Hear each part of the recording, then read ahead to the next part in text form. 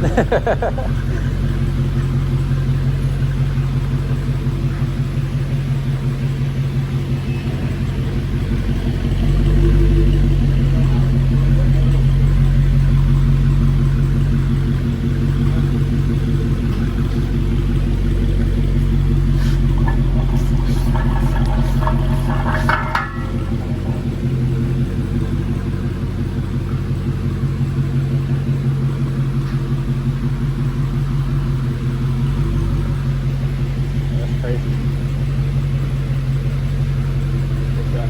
wonder if that B-pillar survived. It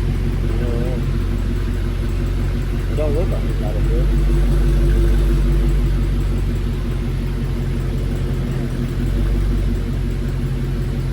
Such a strange hit, and I can't tell exactly like, was it just a scraper then you kind of like bang around or what? Multiple cars. Yeah. Multiple impact zones. It's like he rear-ended somebody hit the rear door, somebody hit a quarter pedal. Were they doing roller derby or some shit? Or were they racing? That's you gonna fit the hole in there in the front. The hole in the ground. Yeah. You gonna lift it up, is the actual rubber gonna hit the door inside. Alright, keep going. I'll watch it. It looks like you're gonna bend. Keep coming. As long as it stays straight, he might clear it. Before you get close. You're good. You're just outside of it. Hold right there for a second. Okay. Yeah, the front wheel, it's turned sideways, so that front wheel would have dropped down in the hole, but it's good right there. Alright guys, so here you go. You see it. This is a 2022 Dodge Charger jailbreak, man. And the guy who owns this car, he races it on the track, as you can see, which is why he has his side damage right here. Not exactly sure how it happened, but even the window cracked. But you guys see it, nice leather interior. He only has about 6,500 miles on it. Pretty cool car, man. You see the racing seats, not the seats, but the seat belts. So pretty much everything from the front bumper down to the quarter panel is pretty much damaged, so we'll have to replace that stuff. And yeah, man, it's a really nice car. All right, so the first step is to go ahead and take off the wheel so I can access the wheel liner and get the front bumper off. These tires are pretty big. You see they're 325s. And he also has a couple of aftermarket parts such as the rotors, upper control arm, and a few other things. So it's pretty cool. You can tell he's really into the racing thing. Let's hurry up and get this thing back on the track for him.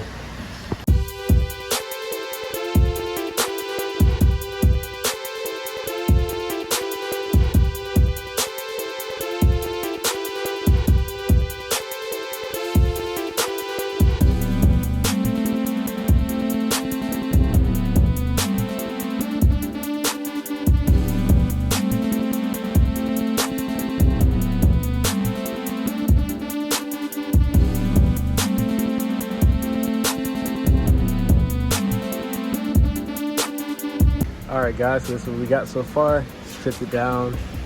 Couldn't take this off just because it was hard to line it up on the lift. So we were able to get that side. This side just had to get in there and work around a couple things. Y'all probably saw me on there struggling, but it's all good. So a little bit deeper damage than we thought. This radiator support will have to be replaced. You can see the damage here. This pump here is actually okay, but the bracket holding it has a little nick in it, so we will be replacing that. And pretty much the reason he crashed was because of this aftermarket suspension in here. So that'll be getting replaced and putting the original back on there.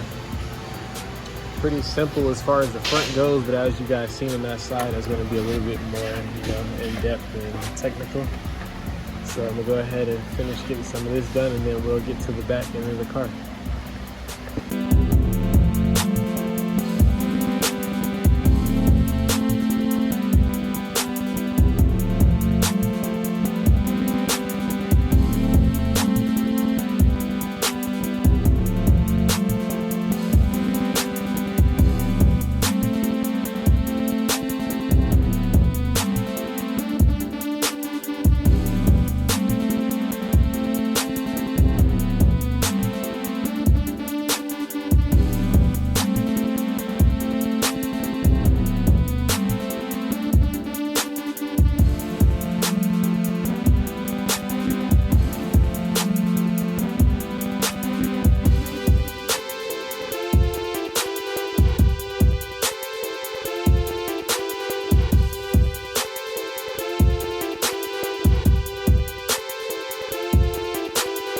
Alright, so the front's pretty much taken down for what I'm gonna do for now.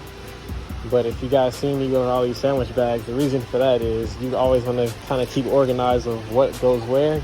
You don't want to end up like me on my first project where I kind of threw everything into one bag and then spent about a day or two scratching my head figuring out where it all went back. So it's a little tedious, but at the end of the day, it's going to be worth it. Make your life a lot easier, so I suggest doing that. So I'm going to go ahead and organize this, slap this wheel back on so I can pull this piece off, and then we'll move on to the back. But before I start that, I never gave you guys like the tour of the engine bay. So pretty much what he has going on, as you can see, he has upgraded fuel injectors. He has the green belt. He did not upgrade the actual pulley, but I think he will. It's like a Grip Tech or Hellraiser, whatever that is. Not sure if he already ported out the throttle body and supercharger, but I wouldn't doubt it. And if he did it, I'm pretty sure it's up next. But yeah, everything else under here seems to be pretty stock. It does have the stock air intake as well. And if you guys didn't know, it's pretty much the same that comes on the Demon. Only thing different on the Demon is instead of the 2 stripes down on that side there, they'll have like the actual Demon logo. But this thing is almost as fast, if not just as fast as the Demon, if the Demon isn't on the E85 and whatnot. So just wanted to give you guys that tour. Let me get back to the action.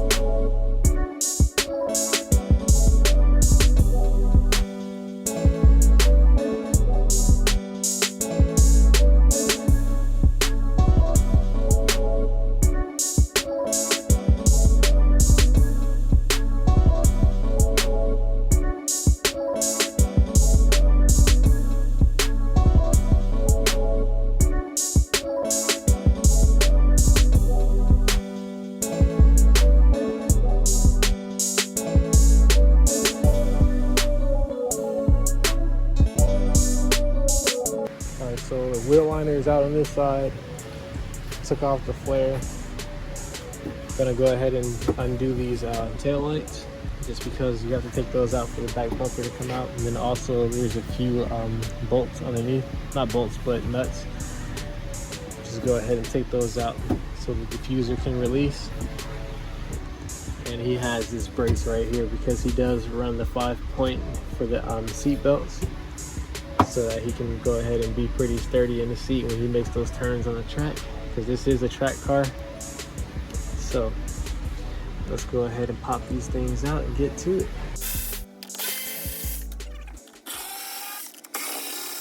All right, so now that that's unbolted, just want to go ahead and pull on that tab. Same on this one, and just push them out.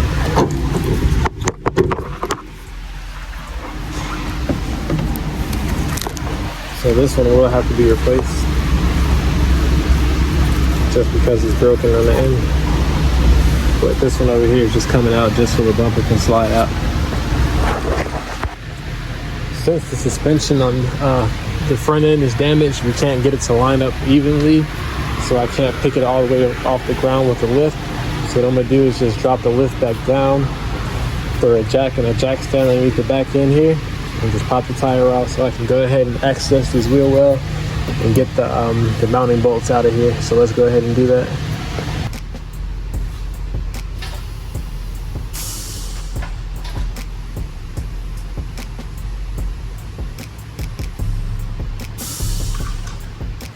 Alright, so if I got on shorts and I gotta get on my knees, pause, I'll make sure I put down a paper towel so my knees don't end up looking like Ashy Larry from Dave Chappelle.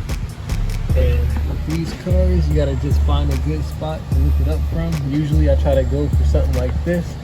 There's an actual frame. and not just like a body panel where you can lift and crush it or like damage it. So we're gonna go ahead and put the jack in, and then we'll put the jack stand at the point. I think it is right here. It has a gap for it. I don't know if you guys can see that. So the jack stand will go here, and then you'll lift from the actual frame.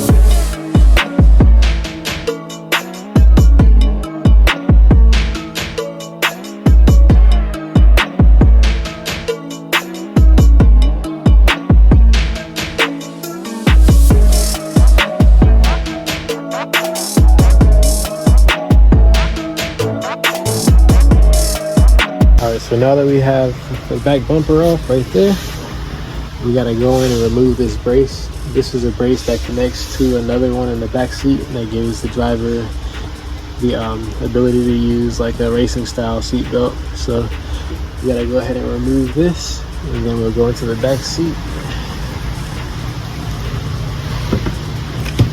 We'll go ahead and finish cutting out this airbag right here, and then we gotta remove this brace.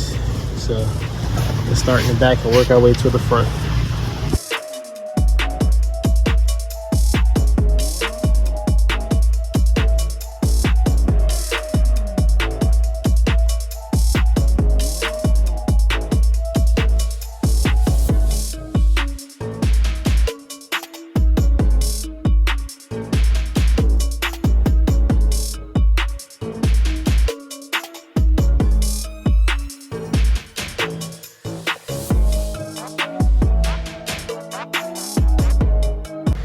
Alright, so the seats are out, as you can see.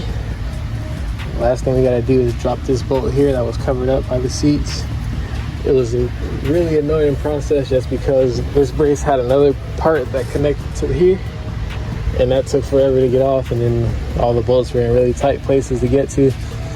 But we can go ahead and remove this, and then we'll move on to the trim panel pieces here, here, and here, so that we can get this back glass out, because we'll have to have it out to go ahead and cut out the old quarter panel and put the new one in.